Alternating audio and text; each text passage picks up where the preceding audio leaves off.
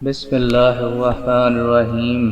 السلام علیکم دوستو، اس ویڈیو میں ہم آپ کو دائی حلیمہ کے گھر حضور صلی اللہ علیہ وآلہ وسلم کی جو برکتیں نازل ہوئیں، ان کا ذکر اس ویڈیو میں ہم آپ کو بتائیں گے۔ حضرت عبداللہ بن جعفر کی روایت سے بیان کیا ہے کہ رسول اللہ صلی اللہ علیہ وآلہ وسلم کی دایا حضرت حلیمہ نے کہا، جب میں نے آپ کو اپنی گود میں لیا تو فوراً میری چھاتیاں بقدر ضرورت دودھ سے بھر آئیں۔ پہلے میرا بچہ یعنی زمرہ بھوکا رہنے کی وجہ سے سوتا نہ تھا، اب دونوں نے سیر ہو کر پی لیا اور سو گئے۔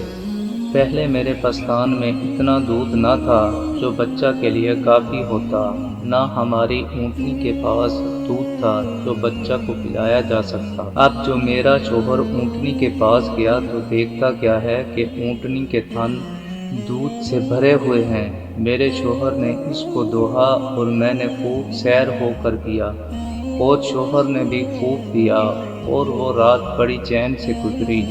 محمد صلی اللہ علیہ وآلہ وسلم کو لے کر جب میں واپس آئی اور گدی پر سوار ہوئی تو خدا کی قسم وہ تو تیز چلنے لگی کہ ساتھیوں کا کوئی گدھا اس کا مقابلہ نہ کر سکا۔ ساتھ والیاں کہنے لگیں، ارے ابی جویب کی بیٹی، ذرا ٹھہرو تو، کیا یہ تیری وہی گدھی ہے جس پر تو آئی تھی؟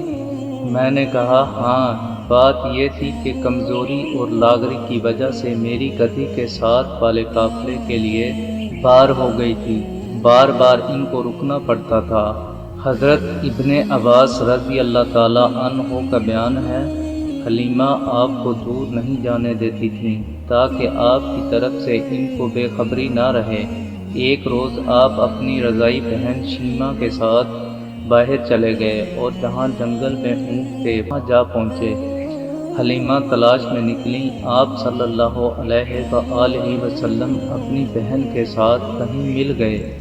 حلیمہ نے کہا، اس گرمی میں تم کہاں پھر رہے ہو؟ شیمہ نے کہا، اماں مجھے اپنے بھائی کے ساتھ تو گرمی محسوس ہی نہیں، برابر ان کے اوپر ایک بدلی سایہ کیے رہتی ہے۔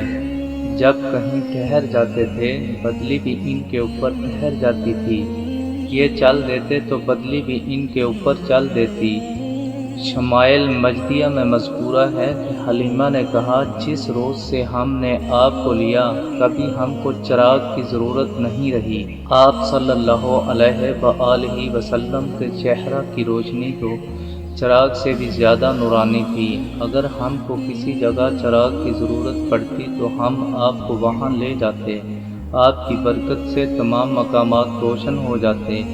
یہ بھی روایت میں آتا ہے کہ حلیمہ جب آپ کو لے کر بتوں کی طرف گئیں تو حنبل اور دوسرے بت آپ کی تعظیم میں اپنی اپنی جگہ سرنگوں ہو گئے، اور سنگ اسود کے پاس لے کر گئیں تو سنگ اسود خود اپنی جگہ سے نکل کر آپ کے منہ کو چمٹ گیا۔